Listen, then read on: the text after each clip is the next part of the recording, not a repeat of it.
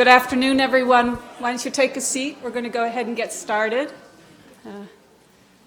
Welcome, a very warm welcome to all of you, and thanking you for joining us at this very special and meaningful event. I'm going to turn the podium over to our Dean, Dr. Brooks Jackson, to say the opening remarks, and then we will begin moving forward with our symposium today in honor of Dan Markingson. Dean Jackson.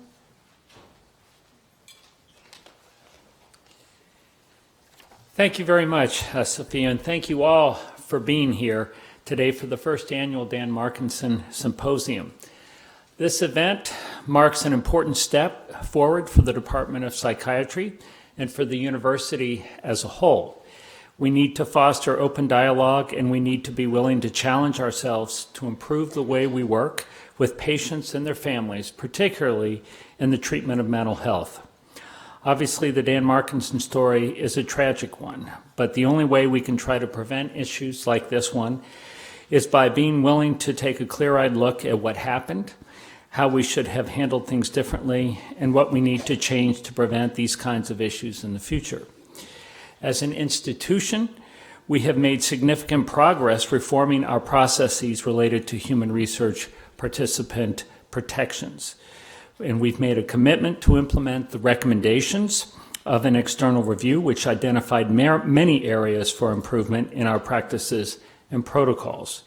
We have been able to successfully implement all of these reforms, making significant changes aimed at protecting human participants, particularly those with diminished mental capacity. But we know our work in this area has no finish line. We have an ongoing responsibility to keep improving and pushing ourselves to be leaders in research safety, and patient protection. Dr. Vinogradov understands this challenge, and she has embraced the opportunity to help change the culture and climate of her department and of our research enterprise as a whole.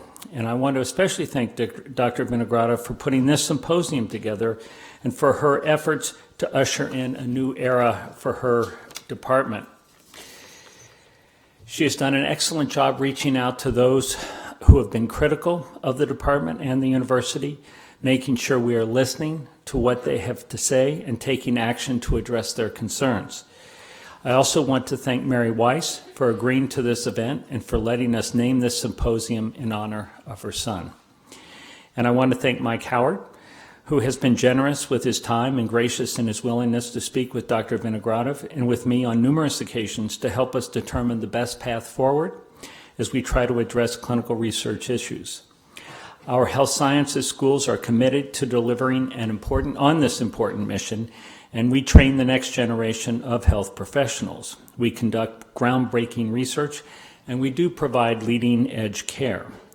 All of that needs to be done with an understanding that the needs of patients and families come first, no matter what. I'm excited about the steps we've taken to make sure we are responsibly fulfilling our mission, and I'm hopeful that events like this symposium will help us to continue to move forward together. Thank you again for coming today.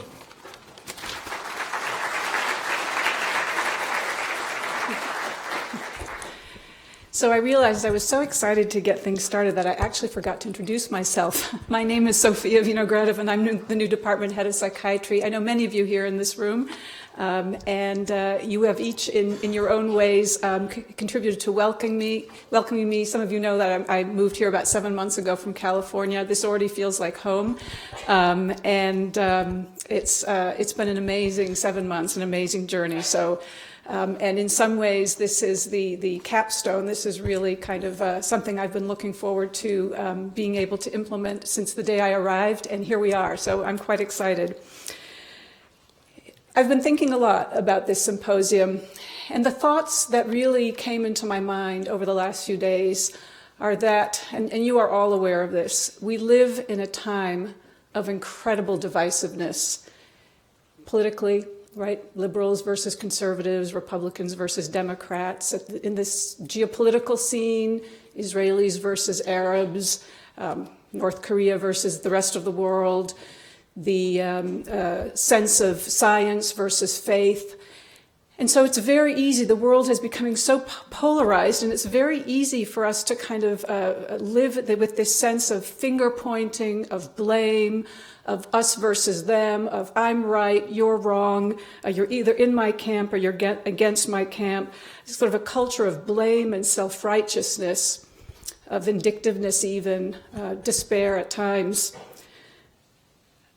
But each of you who has decided to come here today has actually decided to take a different path.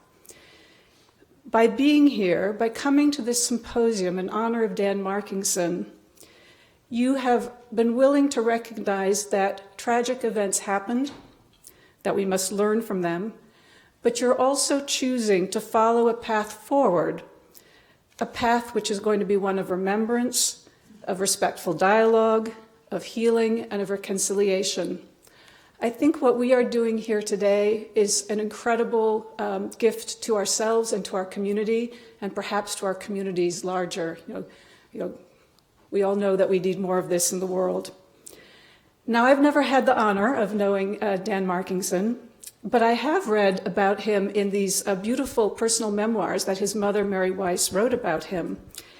And I'm quite certain that Dan himself would have chosen this path. This is the path he would have wanted us to follow, this path of reconciliation. And in this way, his life makes a difference to each of us here and to our community.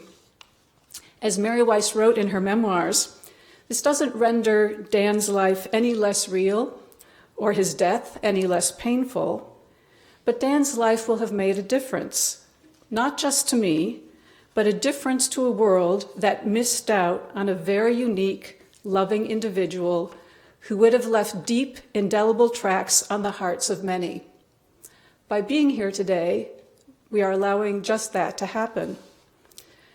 So we're able to move forward together today, respectfully, on this path of healing and dialogue and learning, thanks to the emotional generosity, I think as Dean Jackson already mentioned, and thoughtfulness of Mary Weiss and of Mike Howard, who supported the creation of this symposium and provided me with a lot of important background information. I'm very grateful to them. I'm also grateful to Dan's other family members. Mary could not be here with us today, but she is well represented by her sister, Diane Ney, and by her cousin, Mary Prichet. I hope I'm getting those pronunciations correct or correct enough. So I would like to kind of give our thanks to Mike, to Mary, and to Mary's family who are here.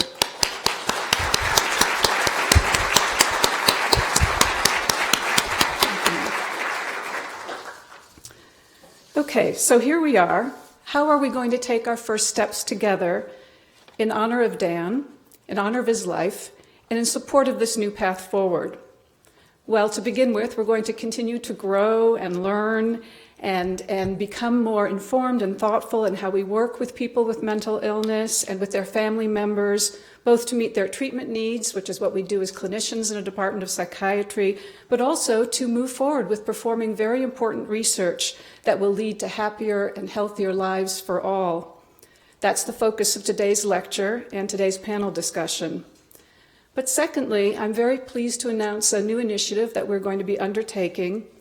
I will be investing to support a new archivist role in the university library system, a new young archivist who will be joining us in the summer. And the role of this person, this professional archivist, will be to archive materials related to the Dan Markingson case and other related cases and events that have occurred within our department. These are topics very important to our department's history and to our relationship with the community. And by creating a formal set of library archives for these historical events, we'll be able to continue to advance the study and dialogue surrounding a difficult period in our department and community. And we'll also be able to create an enduring resource for current scholars and future scholars so that we may really continue to learn and move forward and ensure that such events do not happen again. With that in mind, with these new steps forward, thank you, I would like to introduce our lecturer for today. It's a real personal pleasure to introduce Dr. Jerry August. Dr. August and I have already had a chance to begin working on some research projects together, and I can tell you he is, in addition to being a very successful researcher and a brilliant scientist, a very kind, thoughtful, and just warm-hearted man. There's no other way of putting it. Dr. August is a professor of family and social sciences. He's also the director of the Center for Personalized Prevention in Children's Mental Health, and he's co-director of the Institute for Translational Research in Children's Mental Health. He has a reputation which is known internationally for his work. Over the past 30 years, he's published numerous papers that have really changed how we think about treatment needs and treatment pertaining to children and adolescents with mental health issues. He has particularly focused in recent years on age-targeted preventive measures for substance use disorders in children and adolescents. His work has been recognized by numerous national kind of level, Department of Justice, Substance Abuse Prevention National Registry. The honors kind of go on and on. He really is someone who thinks about not just how do you think about new treatments and create new treatments, but how do you work with partners in the community so that these treatments are really things that the community, that families, that providers want to engage with so that it will actually be a treatment that can get into the hands of people who need it. And today, Dr. August has been willing to sort of take on a slightly new topic for him in terms of giving a formal talk, but one that I know that he has kind of enacted day in and day out in his life as a researcher.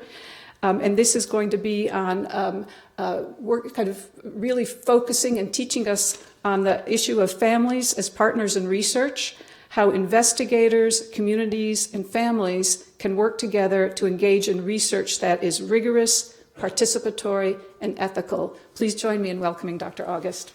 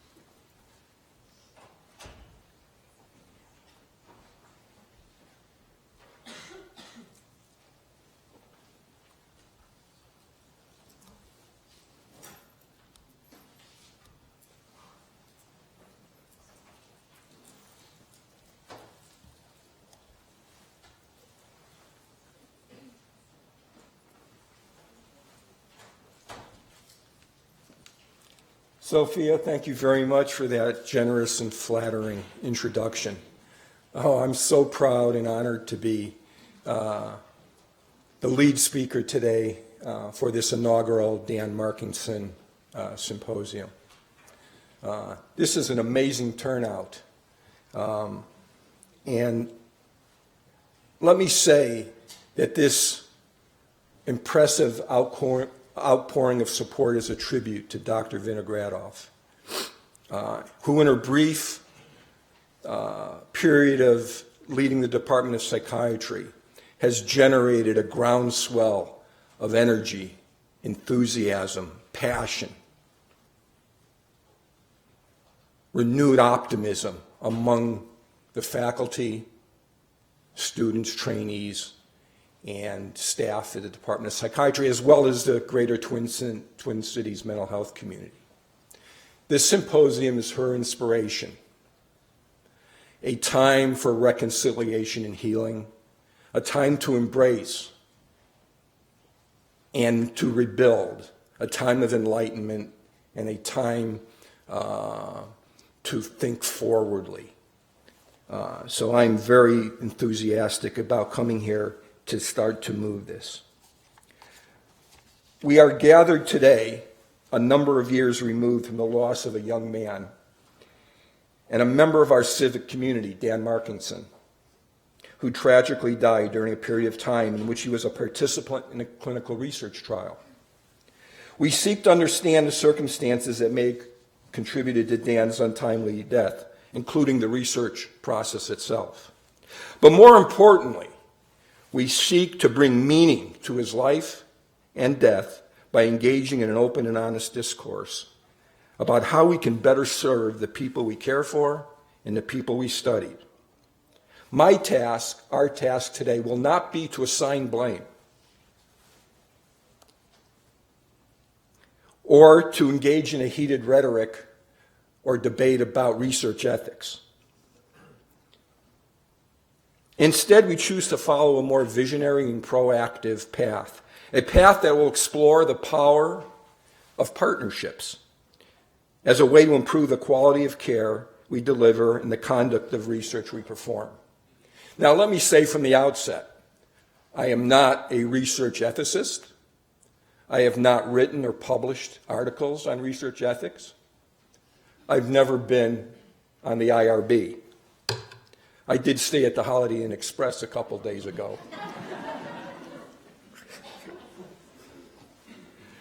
My qualifications to speak to you today are 43 years of experience as a clinical child psychologist, educator, and research scientist in children's behavioral health.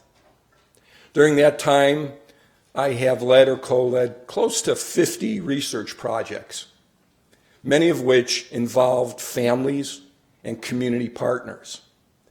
The focus of my research was primarily with vulnerable children, children with autism, attention deficit disorder, conduct disorders, as well as youth with substance abuse, as well as an entire spectrum of young children who are at risk for mental health problems.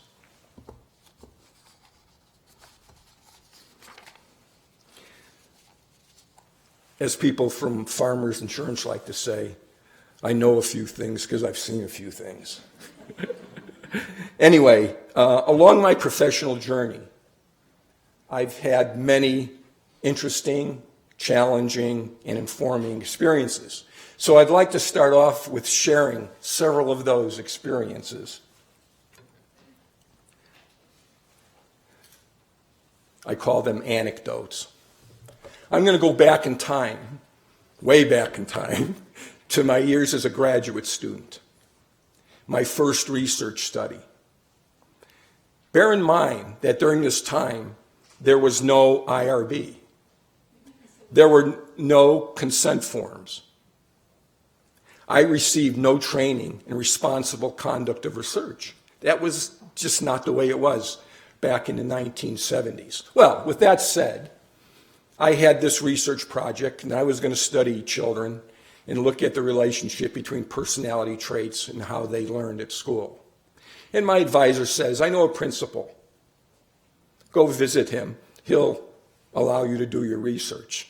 So, of course, I got in my car and drove a number of miles to the school, went into the principal's office, and I started explaining what I want to do. He says, okay, I'll start lining up the kids and you can get going. That was research back in 1970s.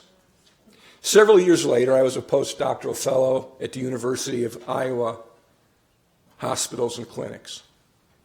And during that period of time, I was engaged in what I thought a very important research project studying the genetics of autism.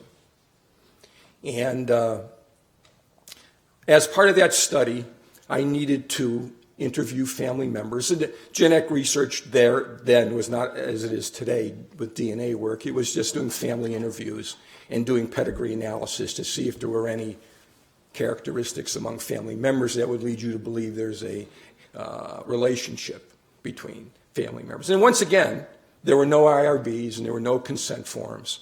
And I got on the phone and I began contacting families who had had children who had come through the hospitals and clinics. And again, I didn't have a lot of background in what I was doing, but I guess I had some innate skills with families because I understood how important visiting these families were. And I must say, my experience with Iowa, when I got off the plane in Cedar Rapids, I thought I was in Mars. And, but I would say to you, second only to Minnesotans, the Iowans were the nicest and most generous people I've ever met in my life. Second to you guys. Anyway, with that said, I traveled all over the state, meeting families and working with families and getting to know families. And I understood that if I was going to ask them to share with me very personal and private information, that I had to build a relationship. And so I did. And that remained throughout my career a very defining experience, how important it is to develop trust and respect for your families and to engage them in the research itself. You know, I would show them how interested I was in their children. And, you know, these are parents who had children with rather catastrophic behavioral disorders. And I had to be compassionate and considerate, and I was for some reason, you know, and, but nevertheless, that was a very important experience for me. Several years later, I was now an assistant professor at the University of Texas, and I was director of a treatment and research center for autistic children. And shortly thereafter, there was this very provocative publication in the New England Journal of Medicine. And it had a scientific title, but the article was really titled, "We Found the Cure for Autism." And of course, as you might expect, we began getting phone calls from people throughout the greater Texas area, everybody interested in this particular study, and could we provide similar types of resources. Anyway, to make a long story short, it led to a landmark multi-center research study. George Realmuto here at Minnesota was a co-investigator, as was I, at the University of Texas. You know, I think we didn't know what we were getting into, got a little bit over our heads. Again, you know, this was a multi-center site. It was coordinated at UCLA, and we just carried our marching orders out. But and I could talk about that study for a number of reasons. But the one I will select is the fact that, you know, these parents are desperate parents, and they come in and they believe their child may be cured by being part of this study, which is one of the problems we always struggle with when we deal with very problematic children and youth. In the article, they had only published results on a sample of about 5 or 6 kids. They had shown significant changes in intelligence and social behavior and adaptive functioning on this new drug called fenfluramine, which was a serotonin antagonist that looked like it was going to be the answer. But as most research studies go, it didn't turn out to be the answer. And people like George and I were faced with families extremely disappointed and sometimes very angry. And it instructed me on how difficult it is to wear 2 hats, one as a clinician, one as a researcher when you're doing this type of work. So again, it was another very important lesson learned. So onward, I come to the University of Minnesota, the late 1980s, and my research focus kind of changed from working with hospital and clinic patients to going out into the community. Once again, I did not have a lot of experience working in communities. But armed with some NIH grant funding and extremely excited about doing this work, I began to schedule appointments with principals in the inner Minneapolis city. And of course, I was going to be working with culturally diverse children, all whom were considered in some way, shape, or form to be at risk for mental health problems. And the lessons I was to learn over the next 10 years were very, very informative, because I would walk into these principal offices and I had no knowledge of the history of ethnic relationships and how important culture was to these people, and I didn't have the language. And so day after day, I was faced with some very, very difficult challenges. In the end, it all worked out. But what it informed me was how important it is in doing research, not only to have relationships with families, but to have relationships with communities. Because a great deal of research does involve communities. A lot of the patients and clients we work with aren't just not inpatients and outpatients, but they can be found in family resource centers. They can be found in government agencies like welfare and protection, juvenile diversion, domestic violence shelters, and family supportive housing. Over the years, our research has taken us to all those places. In each place, we're faced with people who are somewhat suspicious of what we're up to, interested in how it's going to benefit them and their patients. And a person really has to be knowledgeable about these things. And of course, when I first started, I wasn't. Anyway, these experiences were all defining moments in my career, each with its own challenges and each with its own lessons. With that as kind of a backdrop,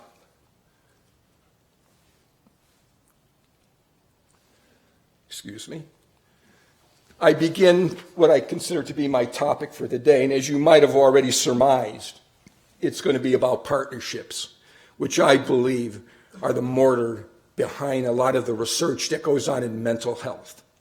You know, although there's a lot of important wet lab research that goes on in psychiatry and mental health, much of the work that is done in communities, and specifically more with families. So, if we are to engage in mental health research that is rigorous, participatory, and responsible, a cooperative effort is necessary involving partnerships among the three primary constituencies who have a stake in the process and products of research: investigators, community stakeholders, and individuals and their families. In what follows, we're going to examine the research experience through the lens of each of these partners, with a focus on the challenges each confronts and how partnering with the other may lead to effective solutions to these challenges.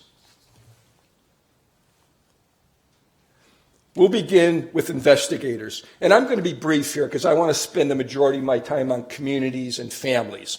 Most of the people in the audience are fairly well schooled on some of the challenges that we all face as investigators. And clearly, with all the training we now have in responsible conduct, we understand where we need to go. But anyway, for purposes of being complete here, I will just share some thoughts. Three challenges here: recruitment, informed consent and assent, and engagement. By recruitment, I'm going to refer to the process and/or methods that we use to bring attention to and elicit interest in a research study.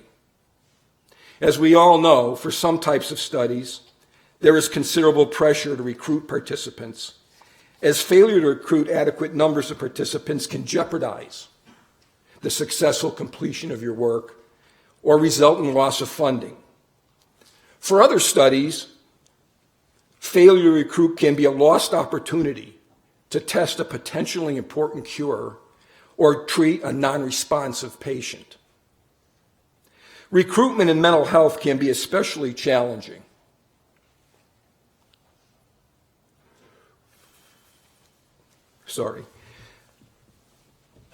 Can be especially challenging as patients and their families often lack understanding of mental health problems, have difficulty accepting a diagnosis, and are thus reluctant to serve as a research participant. They do not want to be further stigmatized by participation in a research study. This is one of our greatest obstacles, stigma, that comes with mental health. And it's something, again, that has to be addressed by investigators. They're also conflicted by the need for intervention, especially interventions that use powerful psychotropic medications. And finally, due to misinformation, anger, fear, or paranoia, are often mistrustful of the purpose of the research and the motives of the investigators. In response to these challenges, investigators must be cautious of unintentionally succumbing to various forms of coercion, harassment, and deception. These are very significant issues that all investigators must be responsive to. And they don't often happen intentionally. They happen by your zeal to do your research. Investigators must also use language, metaphors, and imagery in recruitment advertisements that do not create illusory expectations of the likely benefits that participants will receive. As we all know, consent and assent are very, very important issues that we have to address in our research. This is especially true with vulnerable populations. Vulnerable populations not only include patients afflicted with debilitating illnesses, such as those who are mentally challenged due to diminished cognitive and emotional capacity, but it also includes children, those who are non-English speaking, those who are unable to read, those who are experiencing stress and grief, or those who are socially disenfranchised. All of those people represent vulnerable populations. The inclusion and/or exclusion of vulnerable individuals from clinical trials not only poses difficult ethical questions, but can have extremely important ramifications, especially when life-threatening illnesses are involved. We could spend hours on this topic. There's a voluminous topic, but it's really not the theme of my presentation, but I felt necessary to broach that today. By engagement, I refer to the adherence to the research protocol that takes place during the trial. Once a person has enrolled and begun to participate in a study, there are myriad reasons that threaten engagement: perceived failure of treatment, adverse side effects, time commitments, logistical barrier, fatigue.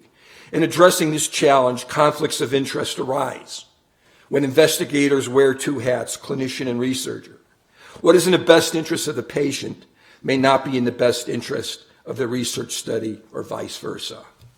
So, just to mention several of the challenges we have.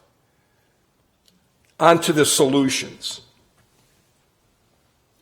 The golden rule of research comportment, as it is in clinical comportment, is that when we recruit, enroll, and engage our participants or our patients, we must work to build trust. There's no more important word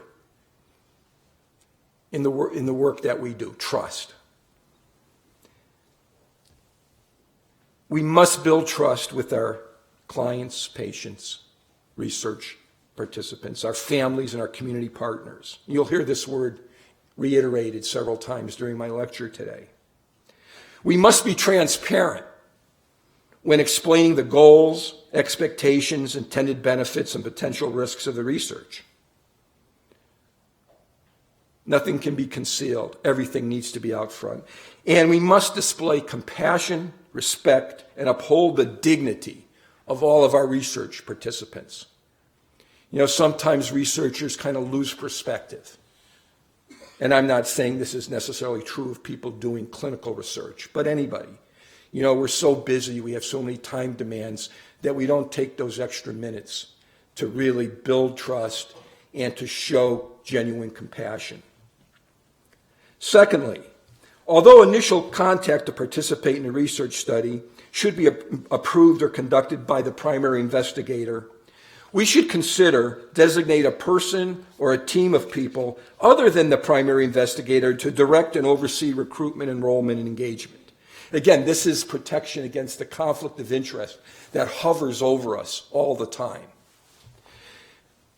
These individuals should be trained in the principles, standards, and regulations of responsible conduct in research and the informed consent process. They should be free of conflict as it pertains to the goals and anticipated outcomes of the research. They should be given autonomy to make decisions that are in the best interest of the participants and not necessarily in the best interest of the investigators. We need to have those people to give us that kind of support. I don't necessarily like the word protection, but support.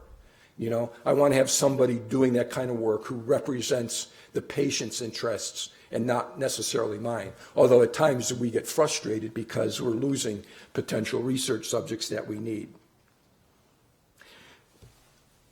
Third bullet, the enrollment of research participants should be understood, the enrollment including informed consent and assent should be understood as a process, not merely the signing of forms.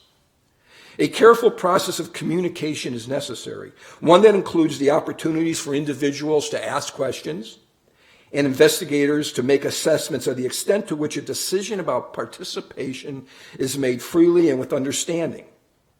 Although failures of comprehension about any elements of research participation may raise ethical concerns, a particular concern is whether prospective research participants understand that they will be participating in research and that the purpose of research differs from the purposes of standard clinical care. During the time I was preparing for this particular lecture, I had the fortune of a son who's a pediatric oncologist who directs an experimental therapeutics program at Children's Mercy Hospital in Kansas City. And he's continually working with families of patients, young children and adolescents who have cancer. And as you know, they have phase 1 and phase 3 trials, depending upon whether they're newly diagnosed cases or whether they're refractory cases that have been unresponsive. And I've tried to pick his brain to understand how they go about making these very important decisions and how they engage consent and assent. And there's much for us to learn. Of course, cancer is much different than mental health. I think mental health creates many more complications in that respect. But, the decision to treat as opposed to enter a research trial is a very, very delicate one. In the recruitment and enrollment of research participants, investigators are encouraged to adopt a phased approach, to allow participants sufficient time to grasp the various elements of the research process. Sorry for not keeping up with my slides here.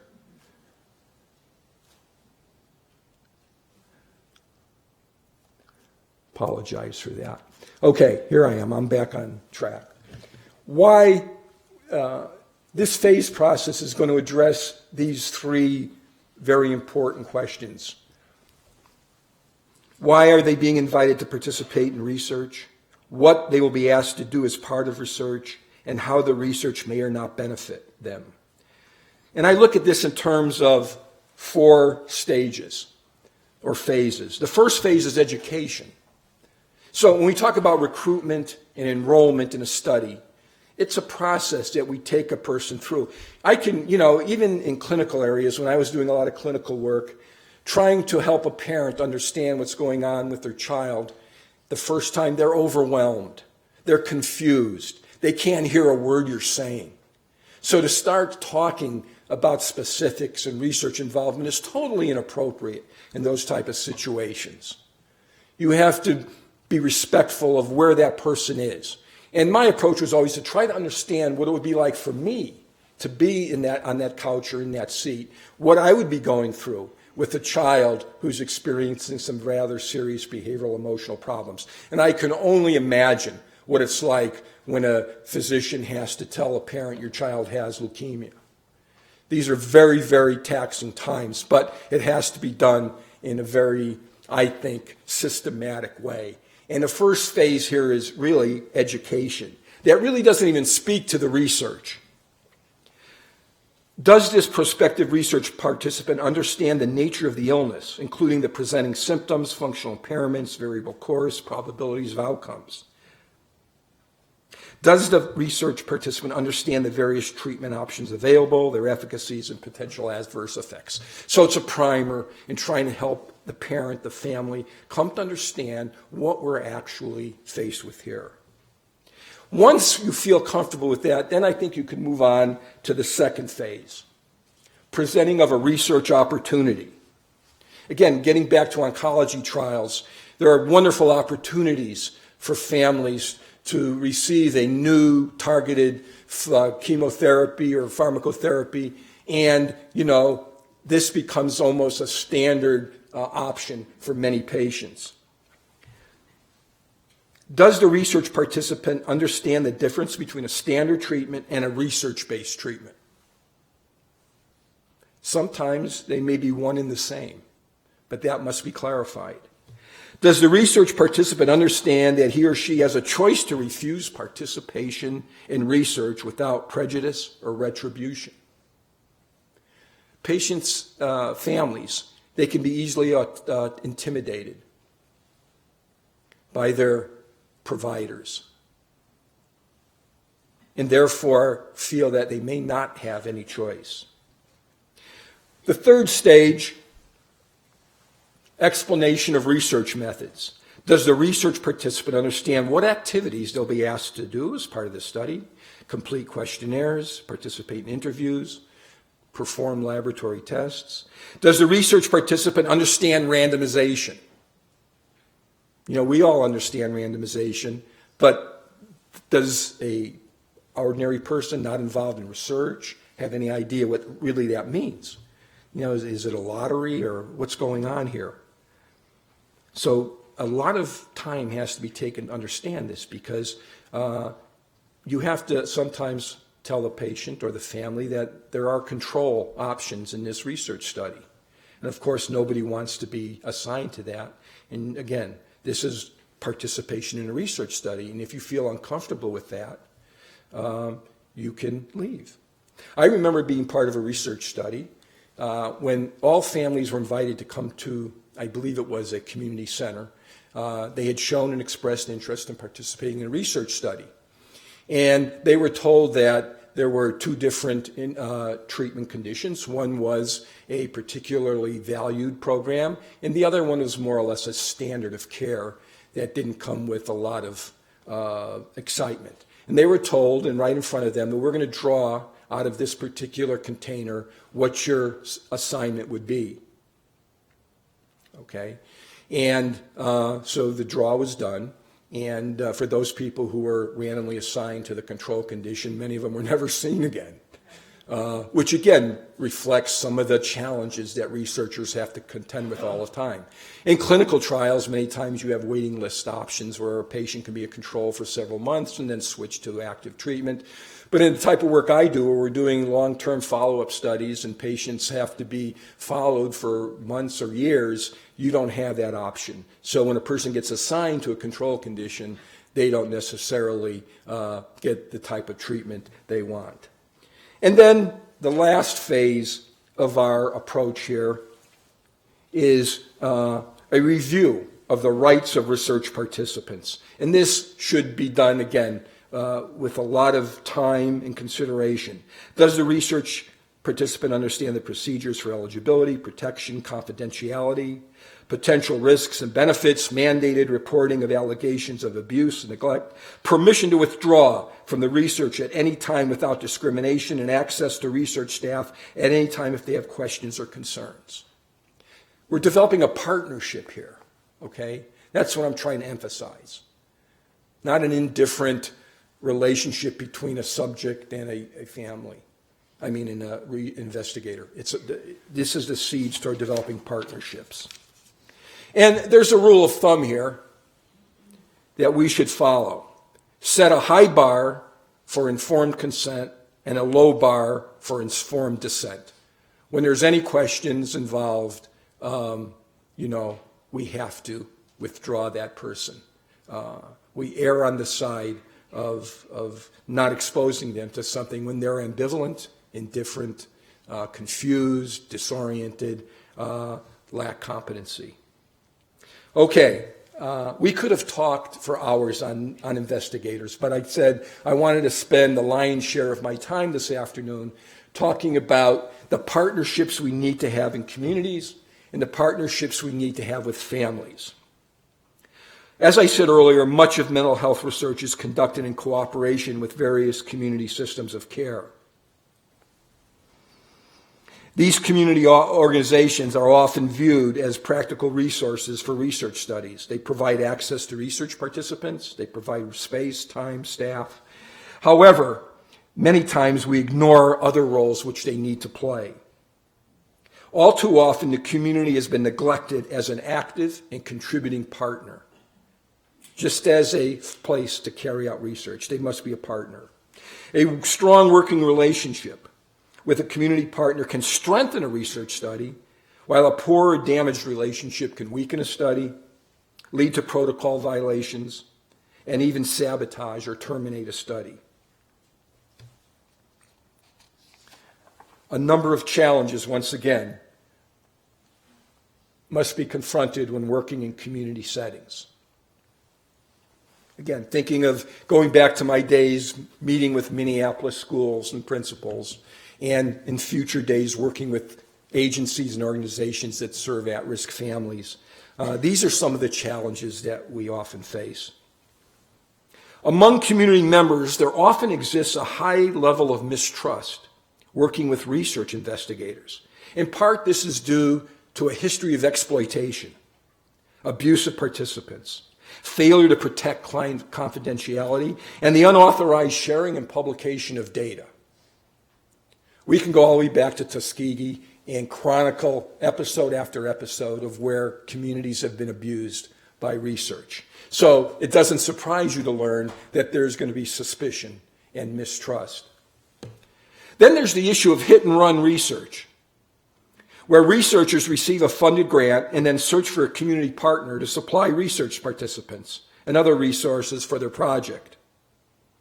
In such cases, the researchers are very amicable when they meet at front end and are very willing to cooperate. But then when the researchers study, they disappear, failing to share any of their resources and certainly maybe taking their products with them, leaving the community without anything. Doesn't happen as much today, but at one time it was a very serious issue. So what began initially with heightened expectations for the community partner and rekindled hopes is followed by bitter disappointment and hardened commitments and refusal to do research again in the future. And those people, early stage investigators who go out and try to begin their careers, are faced with this. You meet with people and they've already been abused, and it's very difficult sometimes to get started. A second challenge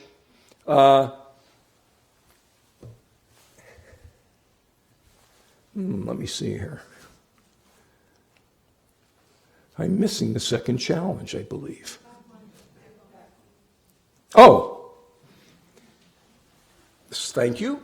Absence of community identity reflected in research. Research studies typically address questions of interest to the investigators, which may not reflect questions of interest to the service organization at the community or the community at large. You have a research question that you would like to study, and you need the participants that are available to you there, but the research question you have really doesn't reflect the identity of the organization in which you're working with. For example, the investigator may be interested in validating a new intervention, whereas the community is interested in reducing healthcare disparities that exist in their community by improving accessibility and affordability of care. There's two different motives there.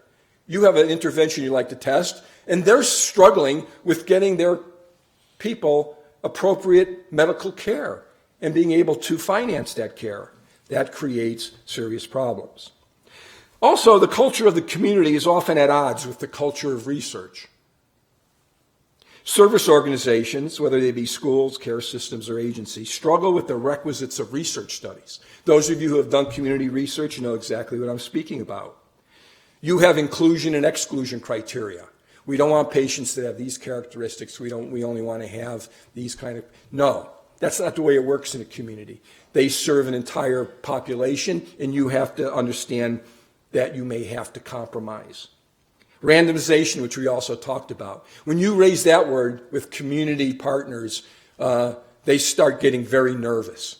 You mean some of our clients are not going to be able to participate in this intervention and be assigned to a natural progression group or a inner control condition? Well, that's what NIMH requires us to do. That's how we get funds to do this research. How are you going to reconcile that? You need a skill set to deal with that, or you're going to walk out the door with nothing. And there are strategies and skills for how to negotiate these things, but many times researchers lack those. When your interventions differ from existing standards of care, we run into this all the time. Communities are very passionate about what they already do, and you're coming in and you're offering them something new. Now, we use the term evidence-based treatment. We expect everybody to start bowing to us because we have these evidence-based treatments, but they're very passionate about what they do. Many of these indigenous forms of intervention have long-standing utilization and success. You're coming in and you want to do something different. And you have to, again, be able to negotiate. Many of our evidence-based programs are manualized, where staff are going to be asked to follow scripts of how interventions are going to be delivered. They're not used to doing this. They like to sit with their clients and talk and share, and now they've got to do these kind of didactic interventions.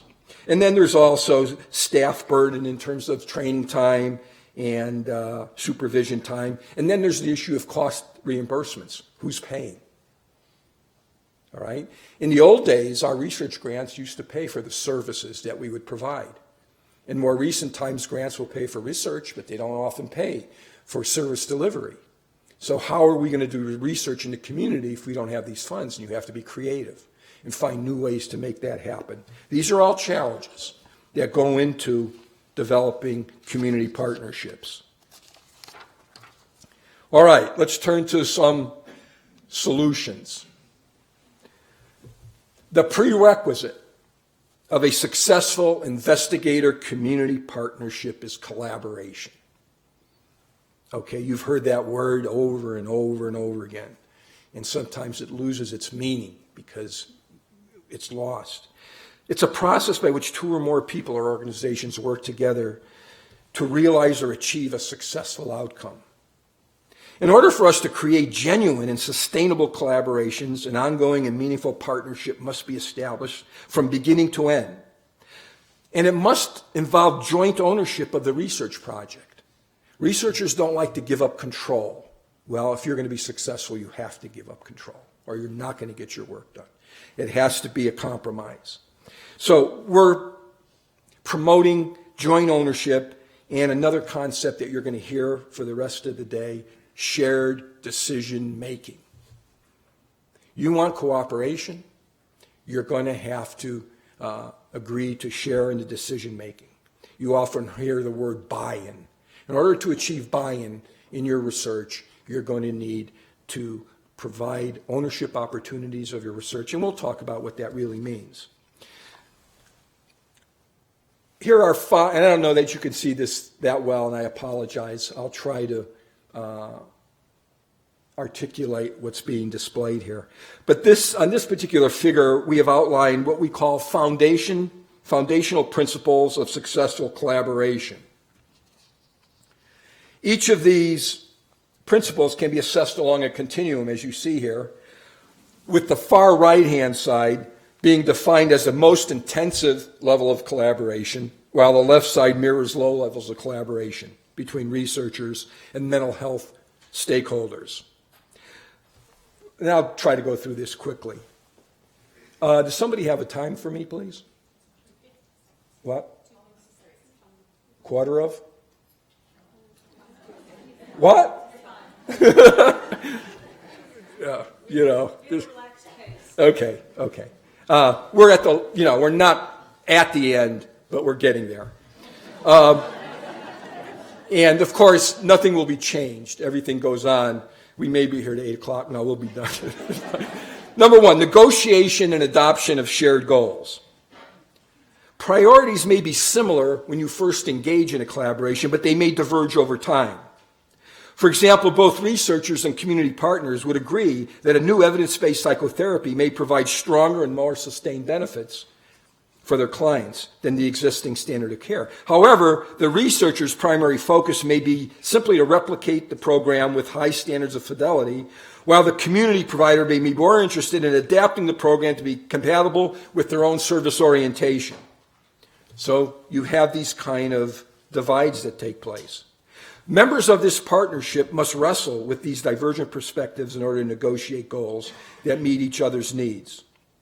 Of course, in a true collaboration, compromise would be realized.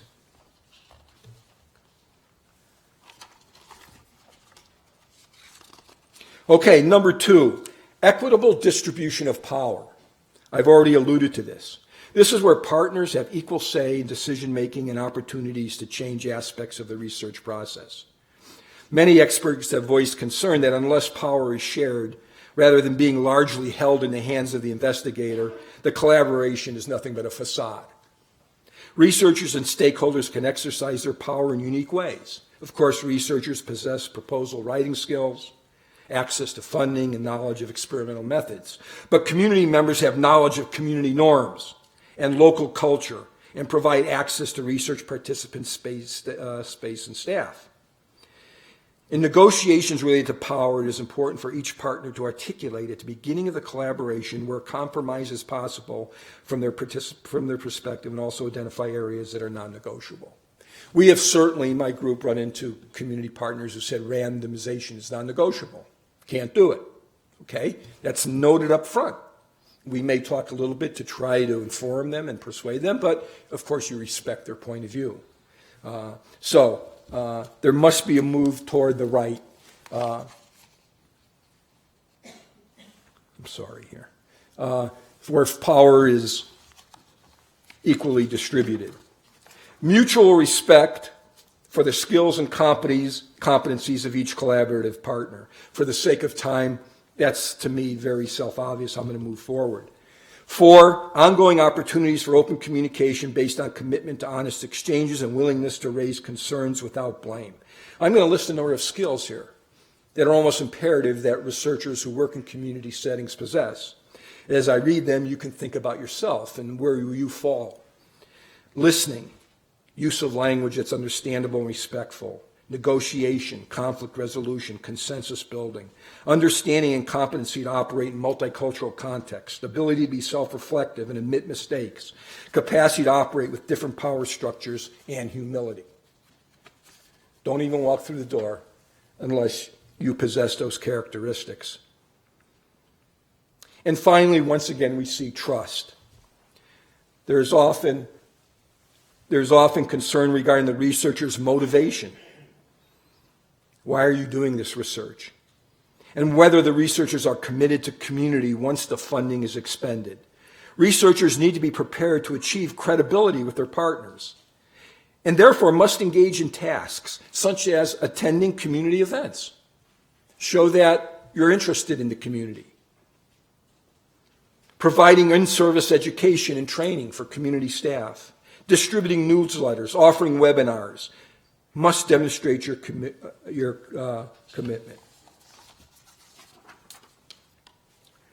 Okay,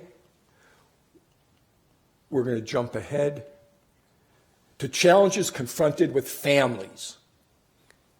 The last but most important member of the research triangle of partnerships here, the families that we work with. Let's look at some of the challenges that families, that researchers confront when working with families in healthcare settings. Similar to communities, families often start from a point of mistrust and skepticism about participation in research. Individuals' approach for participation may be knowledgeable about previously highly publicized cases of research exploitation and misconduct, as well as incidents where participants have been exposed to danger in the form of potentially harmful drugs and procedures. We live in a very informative world with social media, internet. Everybody knows everything.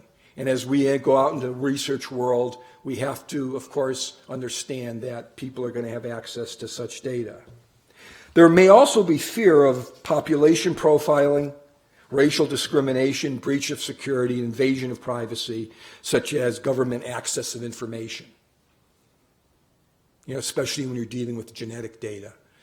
People are very skeptical about offering DNA samples for fear somehow it's going to come back to them or their insurance carriers, etc. Number 2,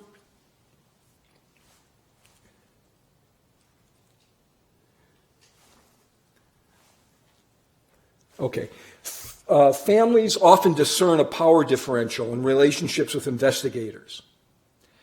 When because of age, gender, socioeconomic status, cultural affiliation, religion, youth and families perceive they are in a subordinate or marginalized role as a potential research participant, they may feel disempowered and reluctant to question the researcher, or decision-making process. Families may not understand their rights as research participants. We said this earlier in the lecture. I'll repeat again because it's so important, including a choice to refuse participation or withdraw from the study at any time. Families may not clearly understand the difference between receiving a standard treatment with a known efficacy and being participant in a research study and receiving an experimental treatment with unknown efficacy. Families are fearful that if they refuse participation, there will be consequences in terms of the quality of care they may receive. All of these are very significant challenges. Solutions. In recent years, there has been a movement in healthcare delivery toward personalized or patient-centered care. Maybe some of you are familiar with this.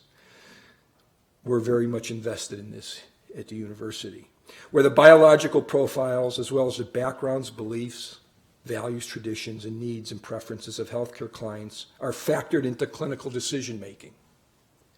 The sine qua non of patient-centered care is shared or integrated decision-making. This has been a movement that we've seen coming over the last decade.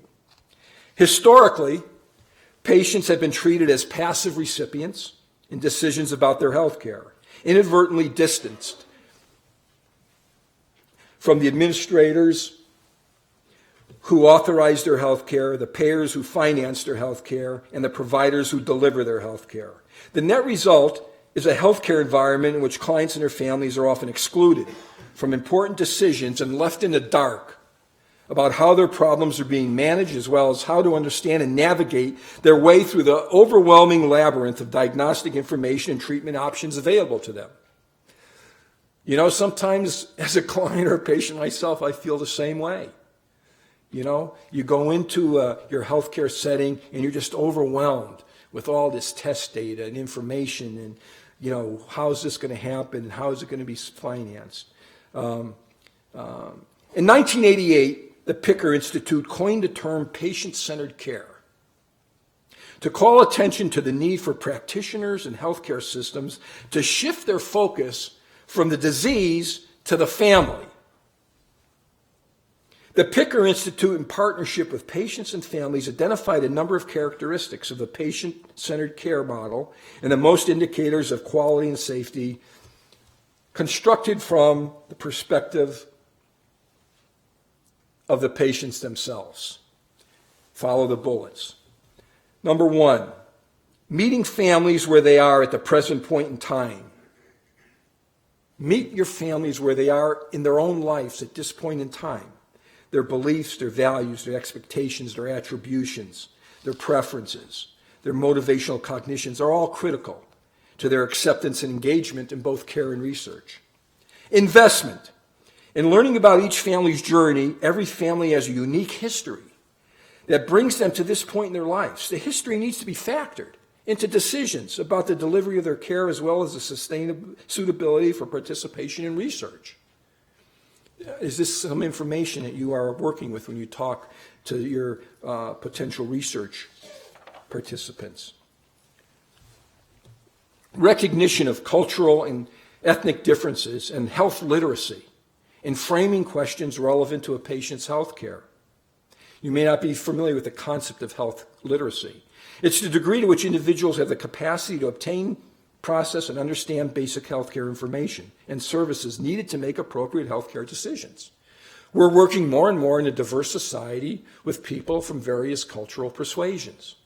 Our research involves Somali Americans, Hispanic Americans, African Americans, you go right down the list, Asian Americans.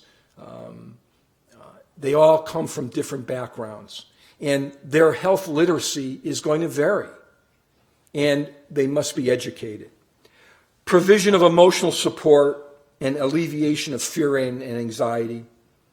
Involvement of family members and friends about their own decisions of healthcare. In shared decision-making, both parties share information. The practitioner offers options and describes risks and benefits, and the patient expresses his or her preferences and values and concerns. Each participant is thus armed with a better understanding of the relevant factors and shares responsibilities in the decision about how to proceed. Through shared decision-making, practitioners enlist enlist their families, not only in making decisions, but in carrying out their treatment plans. We're partners in this. There is evidence to show that when patients participate in healthcare decision-making, their compliance and adherence increases, their motivation to make treatments work rises, and their outcomes improved.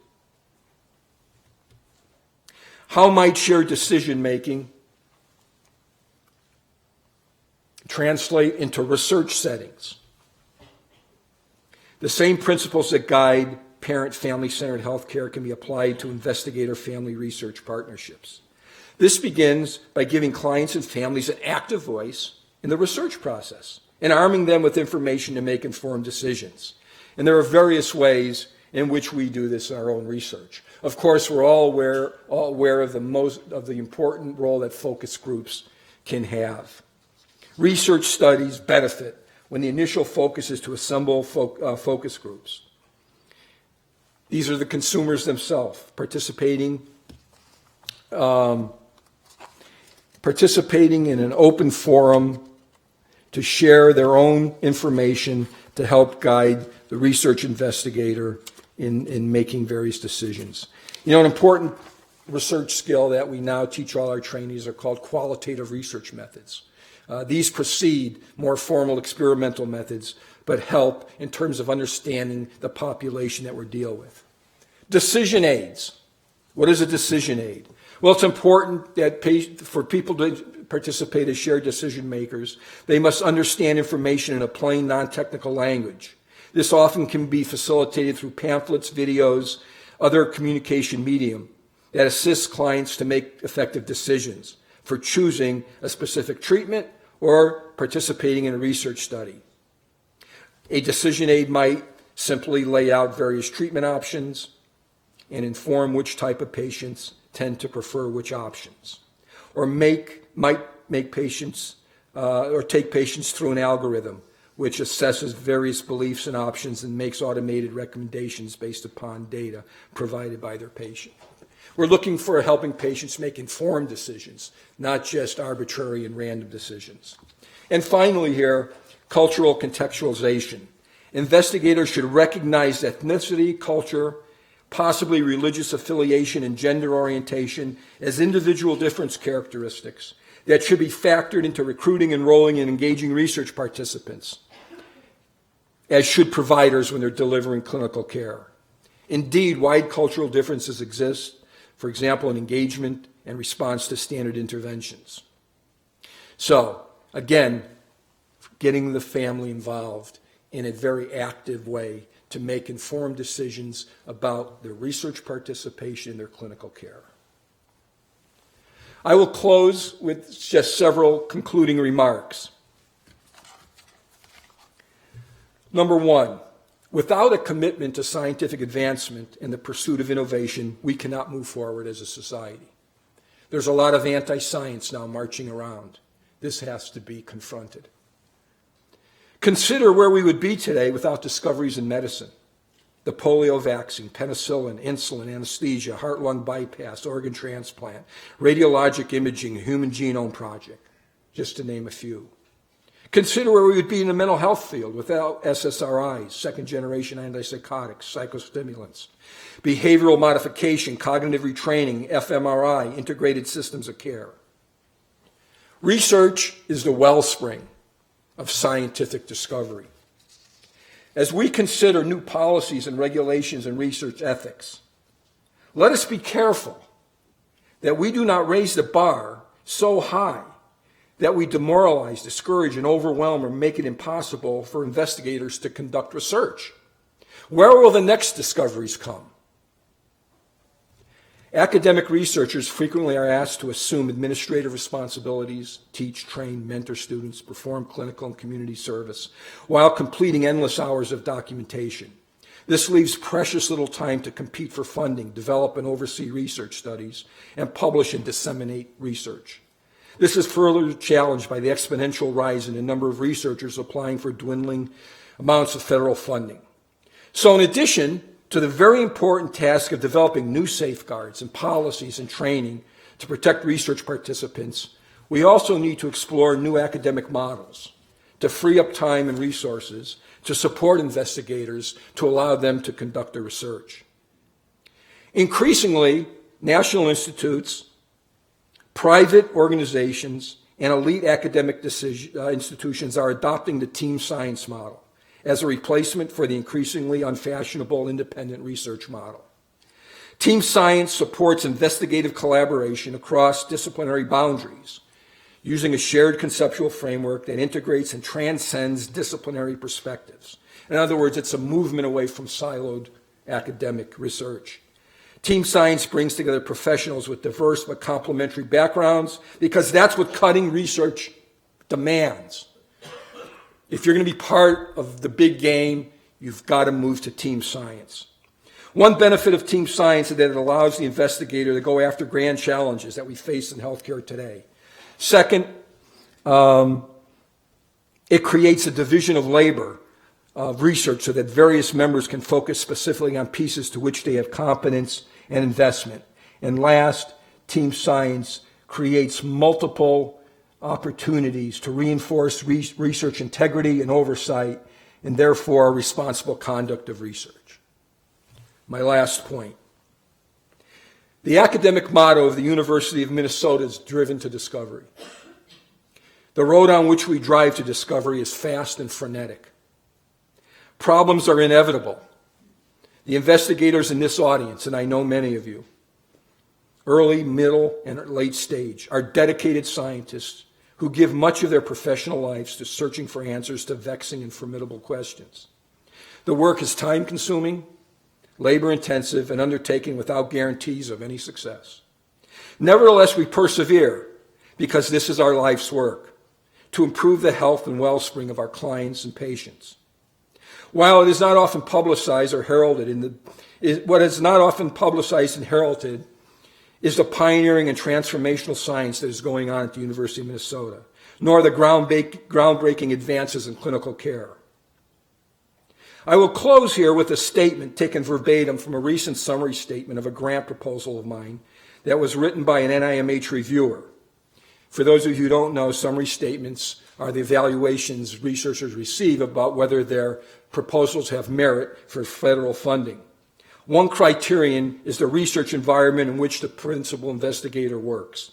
The statement reads as follows: the University of Minnesota is a world-class institution. There can be no doubt about the superior research quality at the University of Minnesota and the impressive visionary, multidisciplinary, field-changing scientific collaborations and breakthroughs this prestigious university has consistently produced over the decades. Thank you.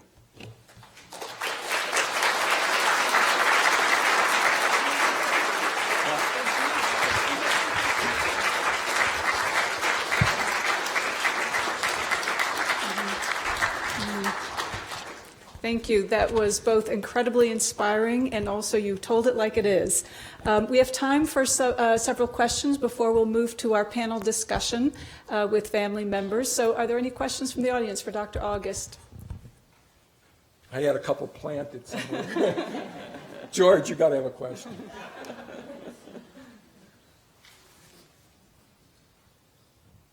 This question here. Yes, please. I'm intrigued by your history of working with autism, which has been extremely complicated, obviously, in terms of how that disorder has been defined over the years, some of the new genetic things, tremendous variation. So I guess my question is just what are your chief learnings from working with that very complicated disorder? Yes. When George Realmuto and myself began our careers as young investigators, autism was defined by Leo Kanner as a much more circumscribed and complex disorder than it is today. The prevalence rate was like 25 out of 10,000. It was more or less the Rain Man prototype. Very bizarre behaviors, disrupted social communications, self-stimulations. Over the years, we have seen the diagnosis diluted.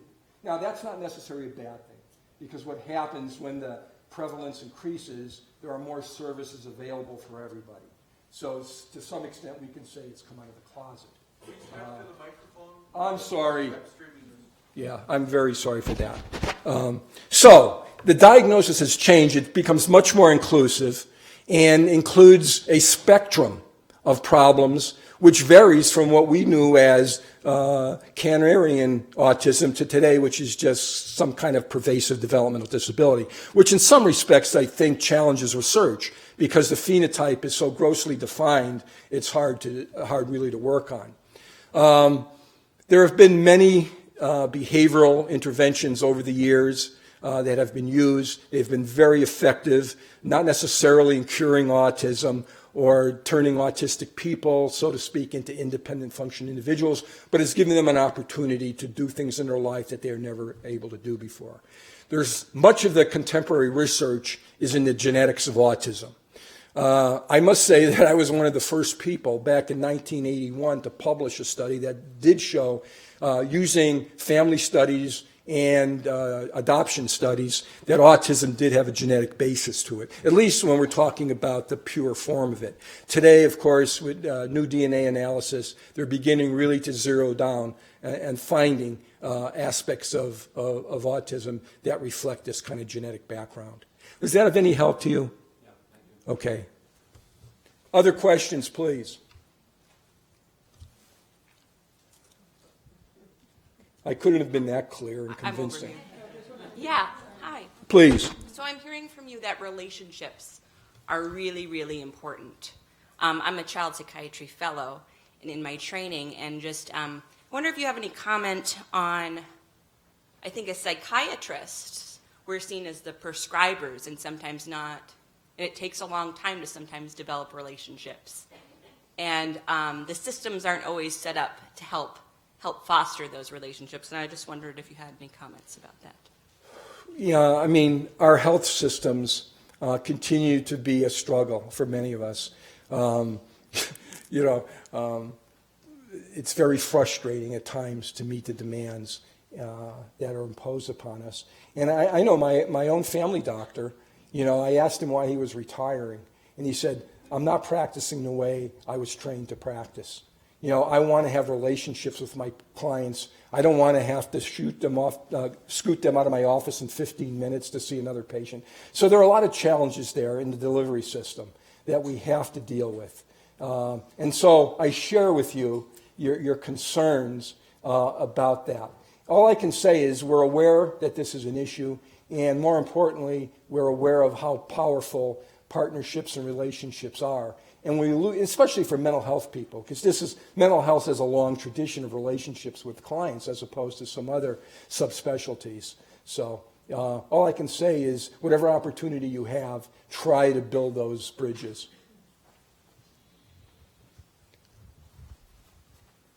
Other questions? Okay, Sophia. I think you were incredibly clear. Thank you very much, Jerry. Let's give Jerry another sign of our appreciation. An incredible tour de force. Yeah, really. Thank you. Thank you very much. Yeah.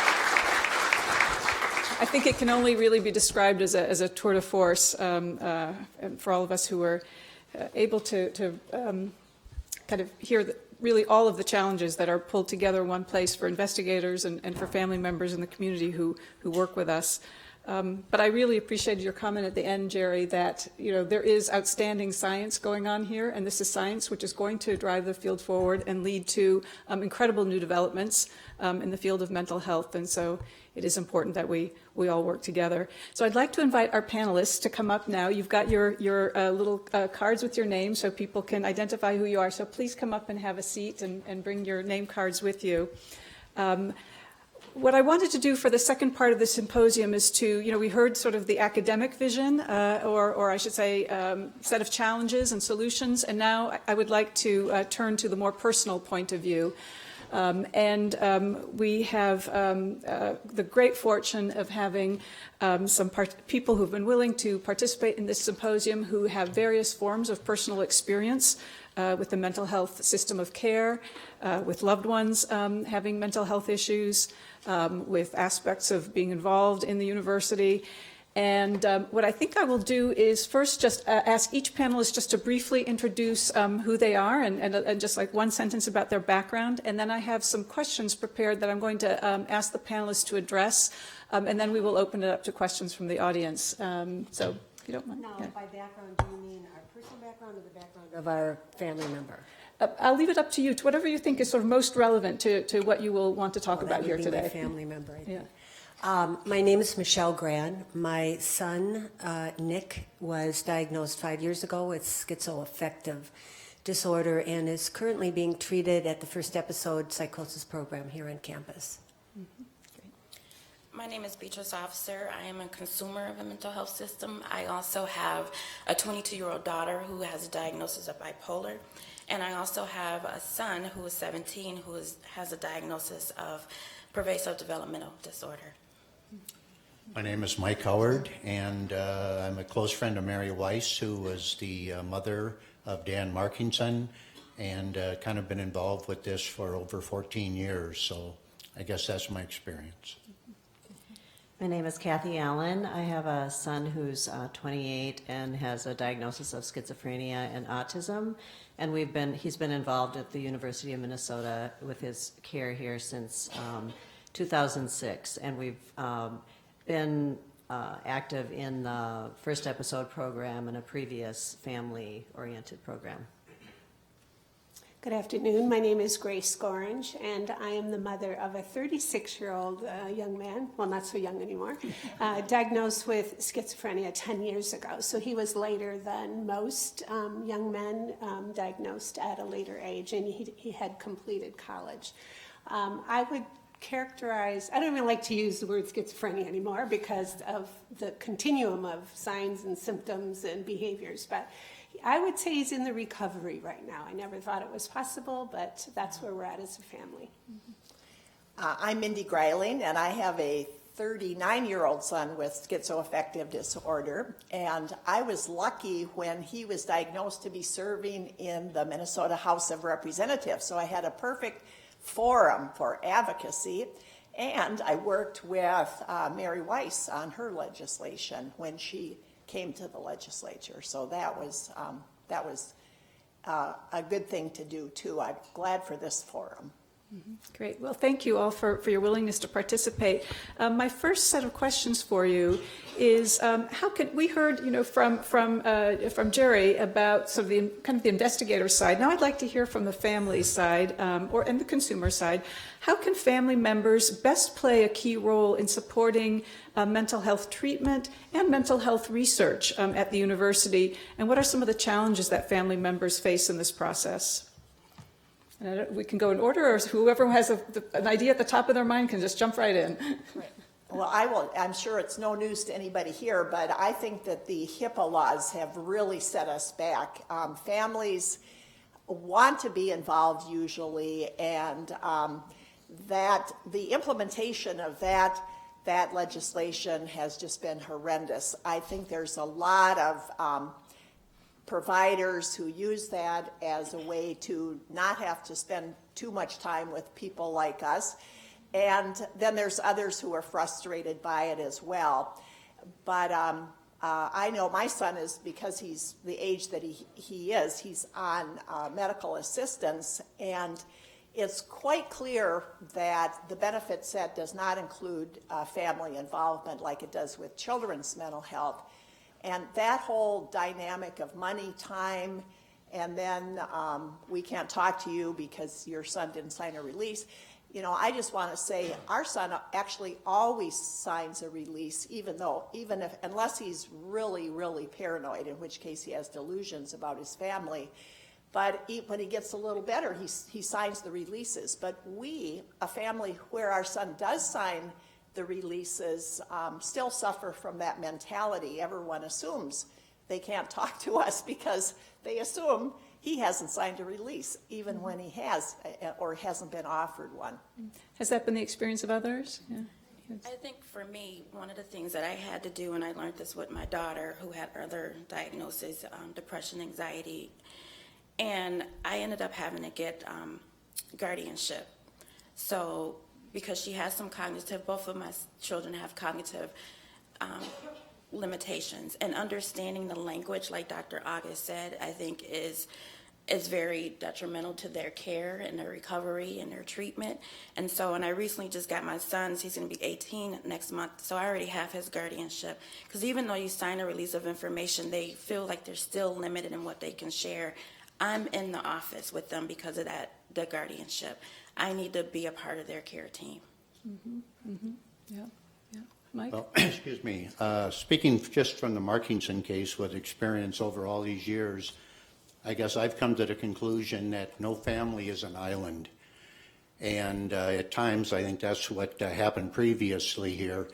And if people are looking to engage in research, and if you want the family's engagement, I think the number one thing that maybe wasn't mentioned is educate yourself.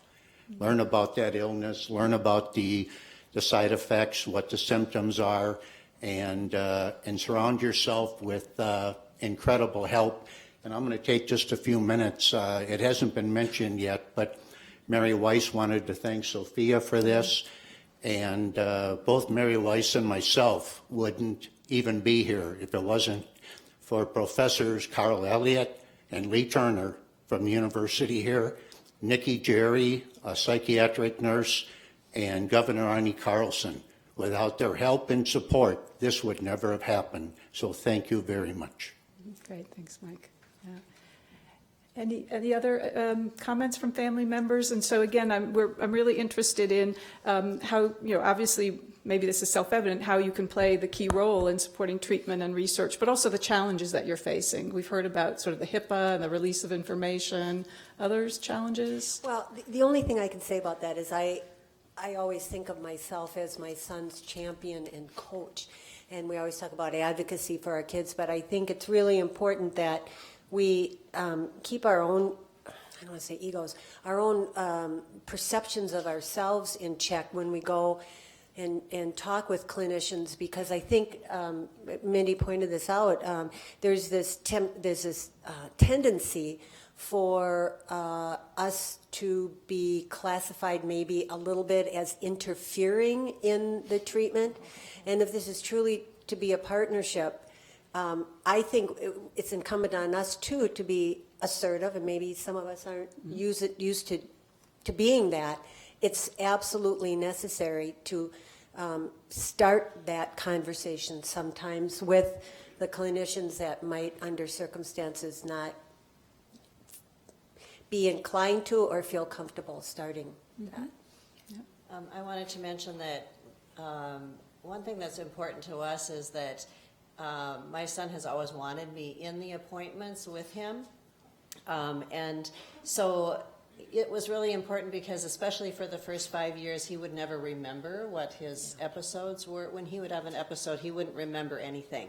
So there was no way for him to provide anything to the doctor. And so I was allowed to be there, and that was very important to be able to give those details for him to get the proper treatment and the proper diagnosis. And one thing that has been effective in that over, for these 11 years of going to his appointments is that I don't say anything. I let him speak for the first, as long as the doctor would like, and then when I can give my input when it's asked for, so that I'm not like taking over on the whole thing. But that's, so the doctors have allowed me to be in there, and I really appreciate that. It sounds like your son has very much appreciated you playing that role. So this maybe leads me to a next question I have, which is how can we best handle situations, and by we I'm thinking again about treatment providers or people who might be wanting to approach a person about potential research opportunities. How can we best handle such situations when the person in question does not want their family involved in decision making, even though the family might have important information to share or to provide? And I know this is a complex question because it's got sort of the socio-legal implications, but I know these are issues you've all thought about, so I'd love to hear your opinions. Well, families, I think sophisticated families, which you have to be assertive, like Michelle said, quickly know that even though the providers can't share information if your family member hasn't filled out the release of information, still you can give information. And I think providers and potential research recruiters need to use that more and be upfront with that. It's hard for me to think that our son would ever want to be in research if I didn't encourage him or his father, or even give him rides to get there or whatever. So if I think people aren't going to talk to me, I'm going to discourage him from being in research. You know, parents have a lot of power with vulnerable people when they're young. So I think it's just really important to say to families, you know, your so-and-so didn't sign a release, but here's how you could give input. And I know that some families can be very time consuming, so I always tell providers, if I get a chance, to help families know how much time there is and how they can concisely give that input. You know, if there's a way to email so that they aren't taking up all kinds of time, or they know they have 2 minutes or whatever there is, rather than let them think they have a lot of time and cut them off. That's deadly. Great. Yeah, I haven't had the experience of involvement with research, but as I was listening to Dr. August talk, it struck me that as they're building trust and say there is consent, but given the characteristics of somebody with mental illness, the mistrust is already there. The skepticism is already there. It may be a part of their whole, how their disease manifests itself. Paranoia is there. And so whatever it takes to build that relationship and build trust is going to be incredibly important to have any modicum of success, because they're already in a place, most likely, that they're not going to be trusting and willing to build that relationship. Personally, in our situation, like Mindy, our son, you know, he always signed a consent, so we never bumped up against that. Not willing, they wouldn't give us information, but it was more like asking for input. I have sat through appointments and visits and so forth where we were completely ignored, and the attention was on our son, and rightfully so. But again, as been said, oftentimes our son would like to pretend that everything was fine, and there were no symptoms, and he just wanted to be normal and not sick. And, you know, we're sitting here trying, you know, just sitting on the edge of our seats, wanting them to really understand what was going on, the provider to understand. And so I think that building those relationships is opening up to the insights of family members. And I don't know how you find the time, the earlier question about appointment times and so forth. But I'll tell you what I did. I wrote like a 2-page summary of him, and especially with new providers, and I either emailed it or left it with them, because it was so important that I wanted them to know who he was beyond the diagnosis. Like, you know, people get put in boxes with mental illness very quickly, and I wanted them to know what his life had been like, what kind of person he was, and what we hoped to get back to. And that was my fallback, because, you know, I didn't know that I would always be asked to participate or be heard. I'm so glad to hear that you did that, because I did that too, and that was partially in response to having experience with non-responsive providers in the past, and I felt it was so frustrating for me. By the time I got to the first episode program, where people were very responsive, I'm so pleased to say. But I just thought that was absolutely necessary. And then as I was handing this out and I was going through it in a very organized way, I thought, oh man, now he's going to think I'm the problem. You know, this kid's, you know, nuts because his mother is obviously unhinged. But I think you have to, really, I think you have to take that risk. Mm-hmm. And please read the emails. Please take this very seriously, because for some of us it's really difficult to put our lives out on paper like that, and because you don't know, or even in an email, you don't know where that's going to end up. Mm-hmm. And that's a gift, I think, to you. I'd like to think it's a gift to those of you who practice medicine, that if you've got that involvement from a family member, cherish that. Yeah, absolutely. Can I? I think too is essential, especially if they're saying I don't want my family member involved, or knowing that I'm a part of this study, that they kind of push the issue. Who is your support system? Who can you rely on? Is there somebody that you can trust that can support you through this? Because we as a family go through the recovery, the illnesses, the crises, just like they do. And so we have to be a part of that entire process from start to finish. So really pushing that issue and asking those probing questions. Who can we get to support you through this? Because there's going to be some difficult times. And just really taking that extra few minutes to do that is essential. Mm-hmm. Yeah. Other thoughts, Mike? I was going to say, again, I'm just going to reference the Markinson case, but I've come to understand and learn that, it's a balancing act between trying to give that information and stay on good terms with the patient who obviously may be in denial, or the term I think used over and over again was a lack of insight, which basically meant that he didn't understand he had a mental illness, but yet you didn't want to run the risk, or his mother didn't, of losing his respect or his love, or feeling that she was taking control of his life. And I think it's very critical that the physician sit down with the family and the patient, and they set some boundaries. They talk about this. And the patient has to feel that they still are in control of their own lives, because I don't think they'll be engaged in treatment if they don't feel that way.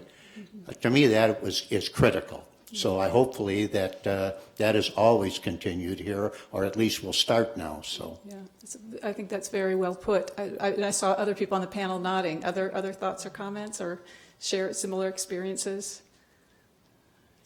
I think that's true, and I will just add, though, Dr. August talked about the patient-centered care, and I will say from my perspective as a family member, sometimes that can be taken to such an extreme, maybe not by the psychiatrist, but out in the field with the intensive residential treatment services places or the ACT teams, where that pushes the family away. It's the patient. We're here for the person with the mental illness, and we're all to help them whatever they want.